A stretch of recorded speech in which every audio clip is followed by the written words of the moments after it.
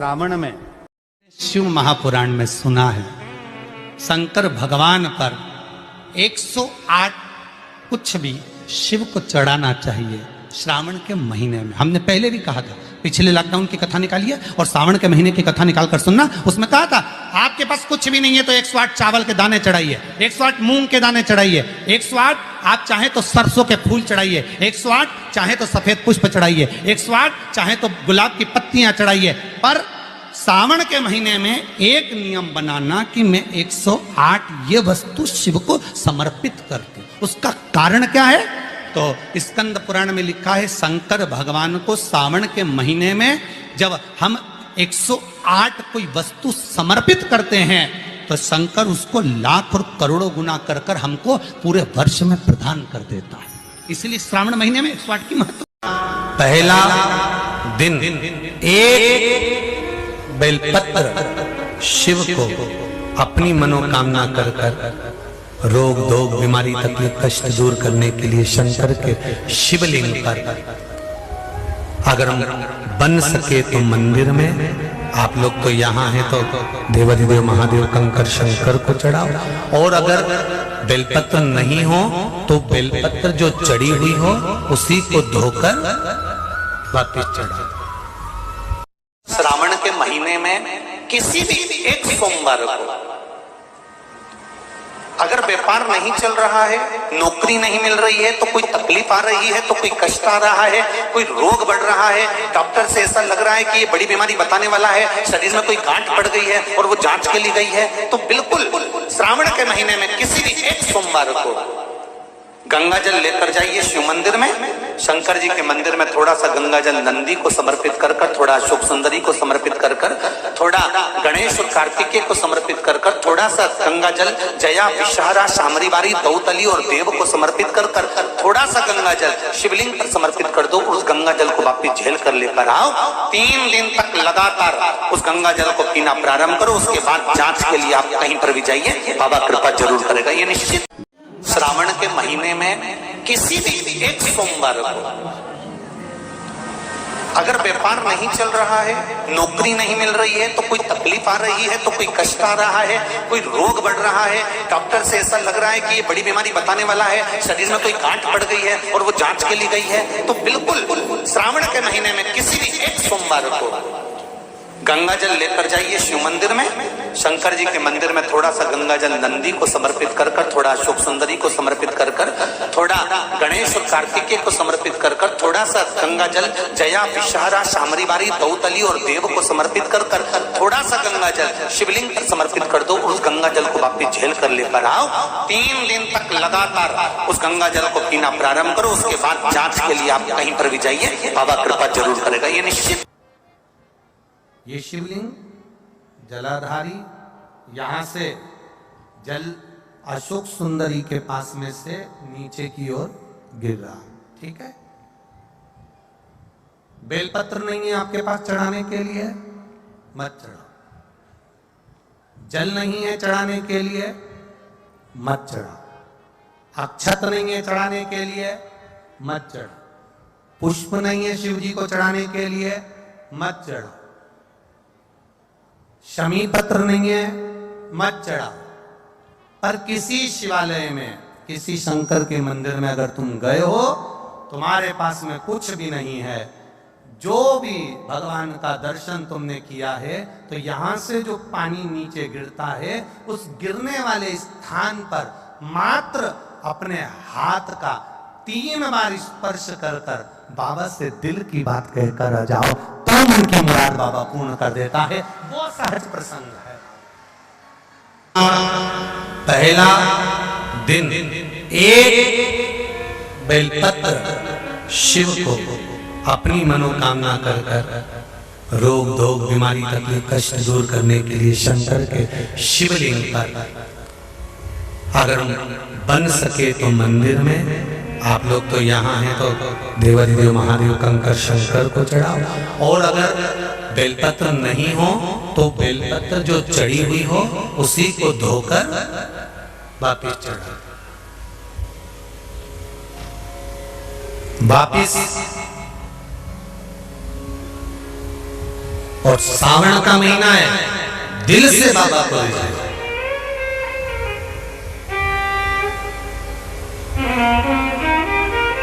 हम धर्म करने के चक्कर में, परमात्मा के भजन के चक्कर में किसी का अपमान ना करें। इसका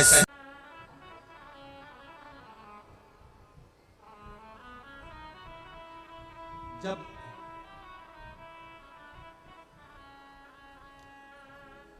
सारी दुनिया की ठोकर खा लो, सारी दुनिया के हाथ जोड़ लो, सारी दुनिया से निवेदन कर लो, और उसके बाद भी तुम्हारी दुख की घड़ी समाप्त नहीं हो, तब प्रयास करना तुम्हारे घर में कोई गमला हो,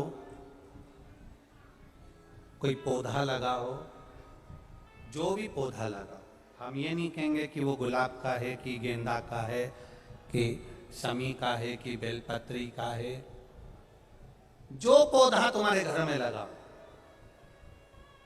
जो पौधा, एक प्रयास करना। अभी सावन चालू हुआ है,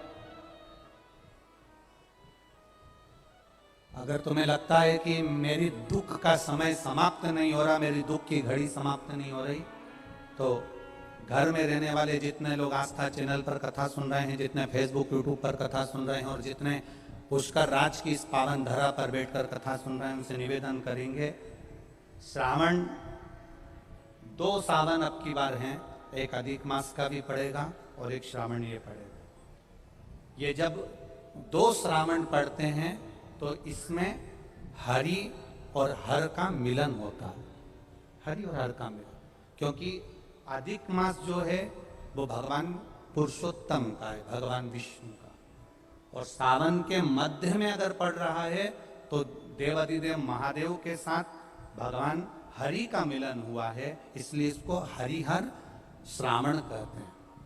ये 2 महीने के श्रावण में अगर मान लो एक दिन आपका निकल भी गया, 2 दिन आपके छूट भी गए, कोई दिक्कत की बात नहीं है।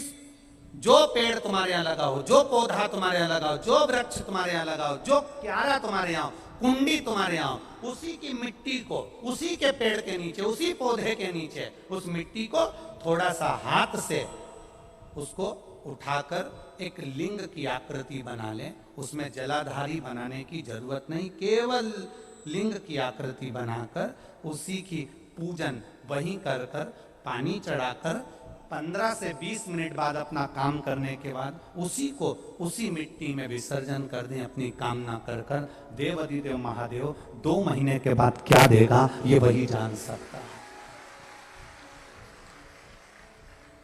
वो क्या प्रदान करेगा ये उसके ऊपर।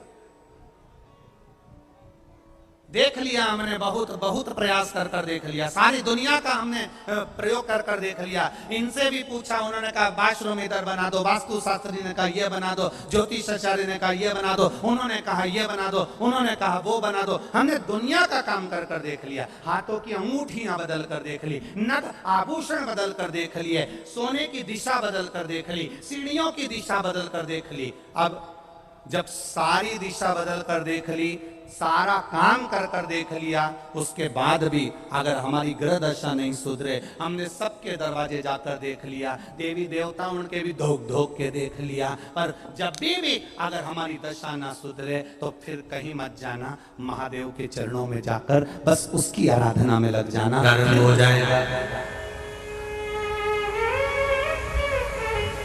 जो माताएं श्रावण के सोमवार का व्रत करती हैं वो पशुपति व्रत मत करना। जो श्रावण के सोमवार का व्रत नहीं करती हैं वो पशुपति व्रत कर सकती हैं, उनको पशुपति व्रत करने का मना नहीं। पर यदि श्रावण का व्रत आप पहले से करते आ रहे हो, श्रावण महीने का व्रत करते आ रहे हो, या श्रावण के महीने में तुम सोमवार करते आ रहे हो, तो फिर पशुपति व्रत ना करते हुए इसको 1 महीना, भले 2 हुए हो, 3 हुए हो, 4 हुए हो, रोक दो। फिर अगला जब श्रावण पूर्ण हो जाए फिर जो सोमवार आए फिर चालू कर दो। पर अगर श्रावण का व्रत करते हो तो, और अगर श्रावण का व्रत नहीं करते हो तो पशुपति व्रत चालू है। मना नहीं। श्रावण के महीने में जल चढ़ाने के पात्र 2 कर लो। कितने पात्र कर लो? जम के बोलो जरा। 2 पात्र कर लो, भले 2 हाथ में लेकर मत जाओ, एक के ऊपर एक कलश लेकर जाओ। उसका कारण क्या है? शंकर भगवान ने मां पार्वती के सम्मुख में गंगा का आवाहन करा था। तो गंगा जी ने आकर पूछा था, स्वामी जब पार्वती आपके नजदीक में विराजमान है तो मुझे बुलाने का कारण क्या था? भगवान शंकर कहते हैं, श्रावण का महीना प्रारंभ हो रहा है, जब मेरे ऊपर सृष्टि का भार आएगा तो मुझे गंगा और पार्वती दोनों की जरूरत पड़ेगी। जब घर में विवाह आता है, शादी आती है, कोई फंक्शन आता है, कोई मेहमान आते हैं, तो थोड़ी ड्यूटी बढ़ जाती है। रोज 8 बजे उठते हो, पर शादी रहती है तो कितनी बजे उठना पड़ता है? सुबह 6 बजे 7 बजे। यहाँ पर भी आप रोज अपने घर पर उठते होगे 8 बजे तक 7 बजे तक, पर यहाँ तो तुम जब सो रहे होगे तो सवेरे कब हो जाती है और रात कब हो जाती है तुम्हें नहीं मालूम पड़ता होगा कि कब रात होगी कब सुबह होगी। लोग ढोलक पीते पीते पीते पीते 11, 12, 1 और तुम्हारी लग गई झपकी और बज गई 3:30, सब लग गए लाइन में नहाने और तुम भी भगी जल्दी से नहाने। और नहाने भी कहा जाए तो माता इतनी चतुर, उन्हें का बरसती हो रही है जल की। भगवान भी सोच समझ के पानी गिराता था, 3 बजे से गिराना चालू करता था 6 बजे तक। उस बीच में भगवान को भी मालूम है मिश्रा जी कहां से नल लाएगा, इसलिए उन्होंने चारों तरफ से पानी गिराया और नहाना। बोलो सही है कि गलत है?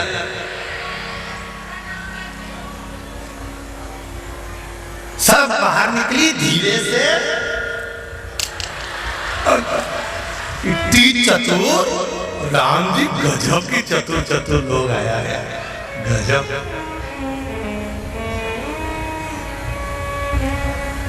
पर एक बात कहूंगा, दिल लेकर आए हो, मेरा महादेव भी तुमको दिल से लुटाएगा। दिल लेकर आए हो।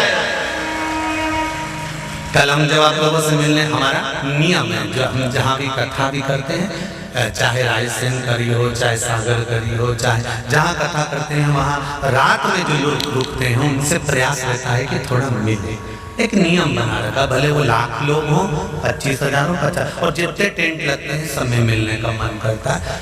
आपसे कल भी मिलने आए थे और कई लोगों की आंख में आंसू भी थे, कई लोगों के हृदय भी नम थे कि हम अब कल चले जाएंगे। पर दुख मत करना,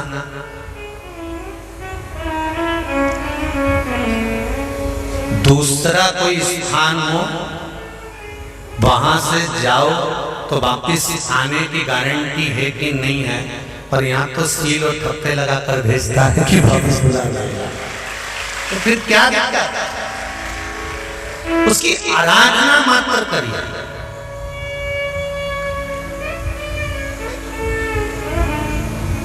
खूब धनपति भी बैठे हैं, खूब। आप लोगों में कोई कमी नहीं है, किसी की यहाँ जमीन है तो किसी की गाड़ी है तो किसी का बंगला है, किसी की सत्ता है, किसी का आनंद है, बहुत बैठे हैं। पर आप लोगों ने 7 दिन जो कथा, एक ये पटिया लगा हुआ है, तख्ता लगा हुआ है और उस पर आराम से सोकर 7 दिन कथा का रस स्वादन जो करा है वो जिंदगी भर नहीं भूल पाओगे। बाबा इतना देगा कि आप लोग उसकी कृपा ही बरसती है।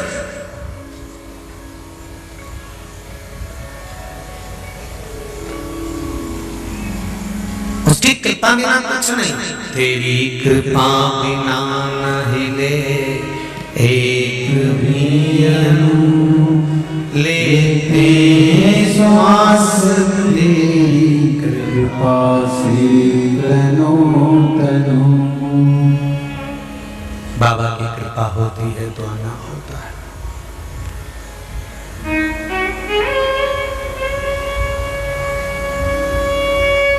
कोई नेपाल से, कोई झारखंड से, कोई उत्तराखंड से, कोई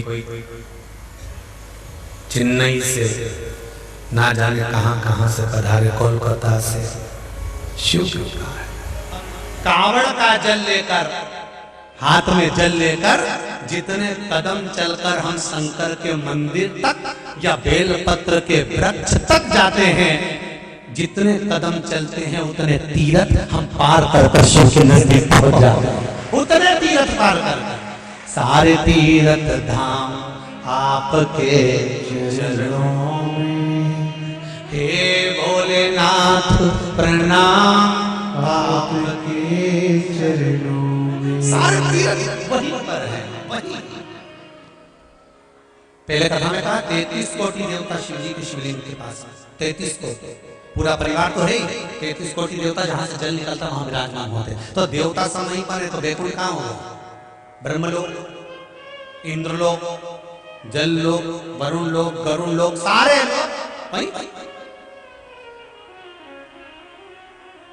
इसलिए शिव जी का मंदिर नहीं होता, शिवालय होता है।